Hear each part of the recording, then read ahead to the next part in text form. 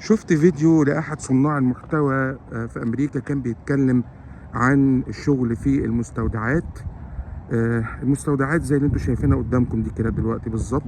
اللي ضايقني بقى في الفيديو انه كان مركز فقط على الجوانب الإيجابية للموضوع، وده اللي يمكن بيضايقني شوية من المحتوى اللي بيتقدم عن الولايات المتحدة الأمريكية على اليوتيوب، انه يا اما تلاقي فريق بيحاول يصور لك ان الدنيا هنا جنة وكل حاجة سهلة وبسيطة، يا اما هتلاقي فريق تاني بيحاول يكرهك في الحياة هنا ويحسسك انها الدنيا كلها ضلمة وسودة. فالفيديو اتكلم على انه في سهولة انك تشتغل في المستودعات، مش محتاجين لغة، مش محتاجين شهادة، ونسي يتكلم عن اهم مشكلة هتقابل اي حد يشتغل في المستودعات، وهو انه الشغل بدني جدا، فيزيكال ديماندنج زي ما بيقولوا. هتحتاج انك تقف على رجليك لعدد ساعات طويلة، هتحتاج انك تشيل احمال وتشيل اثقال، ممنوع انك تقعد في المستودعات. يعني امازون كان بيعملوا لنا مشكله كبيره لو حد فينا قعد او لاحظوا كده بس ان هو ساند على ظهره ولا قاعد في يعني على الديسك اللي هو شغال عليه.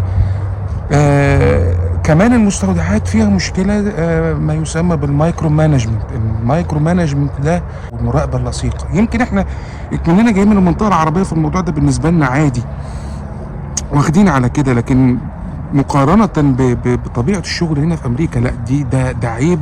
ولذلك في كتير من الأمريكان ما بيحبوش يشتغلوا في المستودعات هنا.